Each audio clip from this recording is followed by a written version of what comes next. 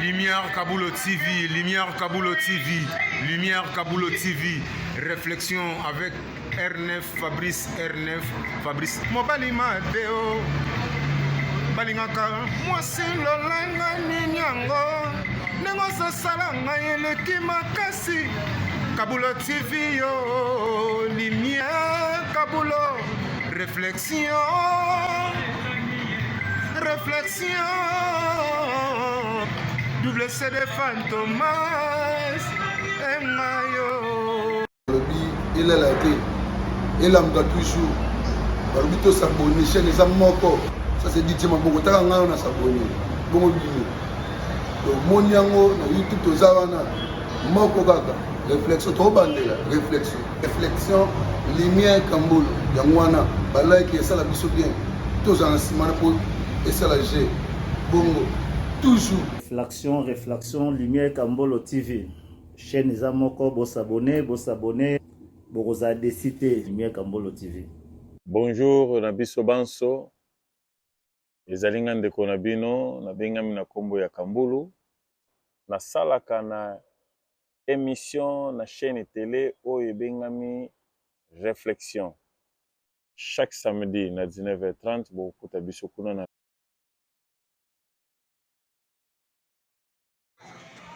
Bonsoir à toute la famille, la réflexion. En tout cas, nga maman Mina, nazongi bisusu pour répondre na kaya maman na biso oyo ba violaki ye. Maman na biso oyo ba violaki ye. Pour nga na ekomona ke aza obligé, aza abongi na ye na libala. Eloko eza ko arrêter ye abala ezate. Pourquoi non le bezate? Soki maman tant akutamaki na makambo wana oya quand ya viol eza na mutu te alala kala muki aka ko s'attendre na mabe moko boke ko komela nga na minute obe ko komela nga lobi mutu ayebaka ka lobi oyo ko koma lobi na oyo ko koma na midi eza nzambe. Maman s'attendaki na ngote mais est arrivé et komi tango ekomi c'est déjà passé eleki. Soki akutani leo na mobali oyo asepelisa tuti motema na ye aza na droit ya kobala. Mais le problème ezalaka nini toyokaka mpe bamasolo mosusu ndenge ezalaka. Soki lelo mama okutani na ka wana ya viol bato mosusu bakendaka ake mpe koconsulte médecin. A partir ya médecin ayeba etat na ye eza ndenge nini. Soit okutami na ka ya maladi ke mutu wana oyo asalaki viol wana eki aza maladi, mama okoki jamais koyamba bango obala po opousse baninga ta lokolo ozongisa mabe likolo ya mabe. Alors pona nga soko moni kokutani na ka wana ezeti ya maladi okoki koluka ko faire soigner après ovandiki na nzambe lokola bundelaka ba oya ye akotindela mpe mutu o peut-être na tawana po yo na ibosani bobala. Soit pe nzambe pe asalaka pe ngolu na ndenge na ye maladi wana tango tongi deuxième tour et mon ani pe lisuté na dans ces cas là okoki ko sala nini kokutana mobali oyo aza bien yo pe lokolo aza bien bobalani. Mais au cas où et que aucun hôpital médecin amoni na yo na maladi takangi yo na eloko moko mabete mama oza obligé ya kobala. Longola kaka ba préoccupation ça na mutu kengai ba violaki ngai wa violaki ngai azalaki mobali tiki mbali so to pusa pembe na ngai ba yepe pour intérêt na bango to ba ye kaka po ba violenga non so za kana na ba penser wana mama okotikala ko s'avouer te na vie na yo pona nini ozomona kaka ke donc mobali so to pembe ni na muta violaka ngai azalaki mobali yepe lokola ye c'est que bongo te. Tant wana déjà leki oza siko na temps oyo yo pe fo osepela lokola mwasi sonenga sepelaka. Donc pona nga mwasi oyo ba violer aza na droit ya mariage, donc aza na droit nango penza, donc plein droit ya mariage. Donc loka nga pe ko loba mwana chao ngai ndeko na bino Neli na ye ko répondre na question ezala kati ya réflexion. Oya sœur oyo a violé a kobala te. opinion na ngai fabala aza libre ya kobala, aza libre ya kosala mariage, aza libre ya kozala lokola mwasi nyonso na ndako ya libala na esengo. Po ye asatandaki te un jour ekutani makambo oyo eza neti accident akutanaki nango, eza parcours ya vie na ye, baviole ye mais elekaka alongola kobanga, alongola kaka kobanga, aswane conscience na ye afanda bien, akomprendre mibali nyonso baza différent, mibali nyonso baza ndenge moko te, aswane conscience na ye wana oza na foyer na ye bien, abanda marche ya sika, alongola nyonso ya kala, abosa nango, abanda marche na ye ya sika. Ba nyonso pe oyo bakutana na ka oyo baviola bango, babanda marche ya sika, babosa nango, baswane conscience na bango, nzambe akopambola bango, bakobosana nyonso.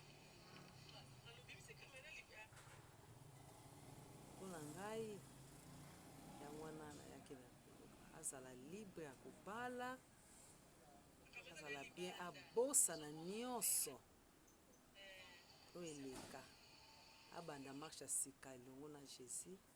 Bonjour mes frères et sœurs, c'est bien moi votre sœur Isabelle en direct de El Milouz. Bandeko na ngai naye ko répondre na motuna na biso ya semaine. Avant na banda lokola bomesano, j'aime saluer le mien. Papa Lumière, bonne année. La team réflexion. Bonne année Nabino. Ba de moi-même, ba de toujours. Tala po Nabino. Tala mokili nte komi. Menga nazo tambola. Nabi avant na koma na musala.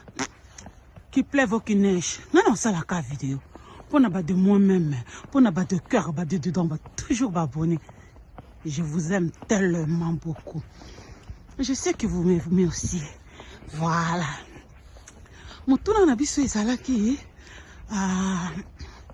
soki mwasi oyo azala violé, azali pedine ou bien koki kobala.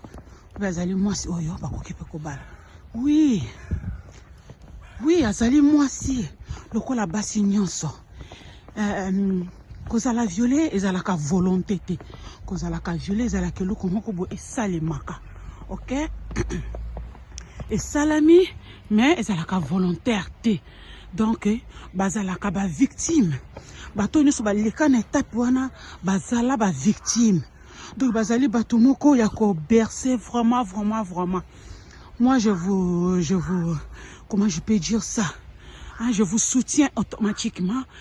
Basi nyonso oyo baleka na système oyo nzamba lola pesaka biso makasi, nzamba lola pesaka biso mayele po ezali eza facilité. Omoni kozala mwasi tozali être moko nzamba lola abatelaka biso na lolenge na ye. Donc kozala mwasi ezali pamboli. Ndeko nanga esika tozali biso nyonso ba mama tochaka na mutu ezala ba oba viola bango, ezala ba oba viola bango te, kozala mwasi tozala kalipamboli na miso na Nzambe. Sikoyo basi nyonso oyo baleka na viol effectivement bazali dina kozala basi ya mabala, baza ba mariable, je peux même utiliser les termes comme ça. Ezali kaka foko leka.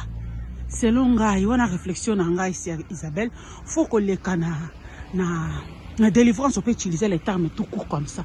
Que les cana délivrance et que ça la thérapie. Quand je parle de délivrance, et ça quand tu es l'église, parce qu'aujourd'hui quand tu confesses à l'église, ben voilà, j'étais comme ça. Fais attention, je discrimine les églises pas. Nazo discriminer les églises, mais nazo lo bandeli mutilizo tambola. Mais okoki kozala na mutu oyo za na confiance na ye. Okoki kozala na pasteur moko boza na confiance na ye.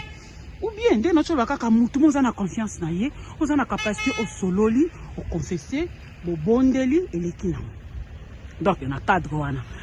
Tout comme aussi soki étape wana eleki et ça la kamala moming pour ça la thérapie. Quand je parle de thérapie, je dis pas pour partir seulement avoir une thérapeute. Non.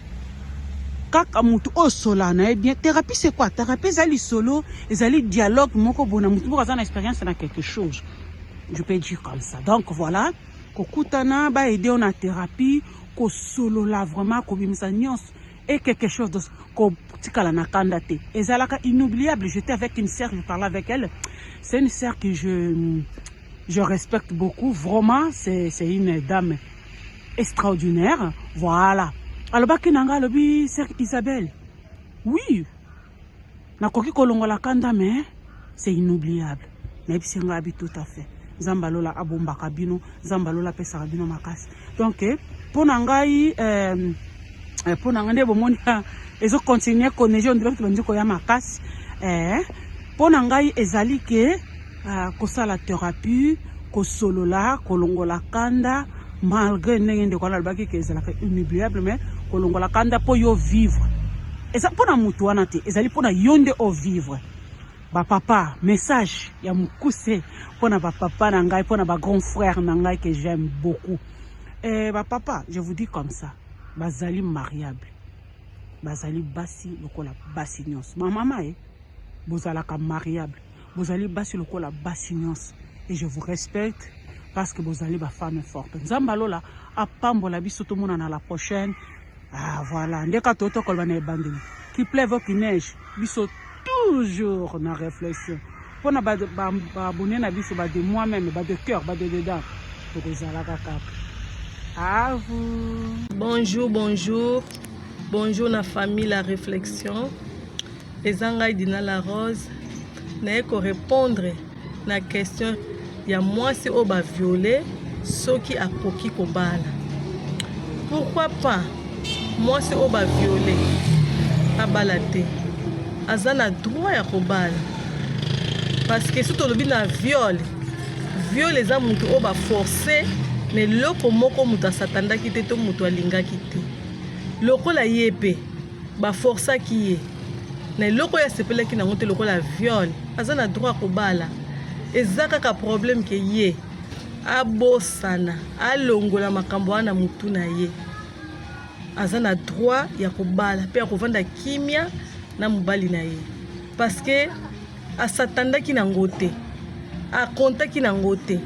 Ezala ki te na agenda to na calendrier na ye.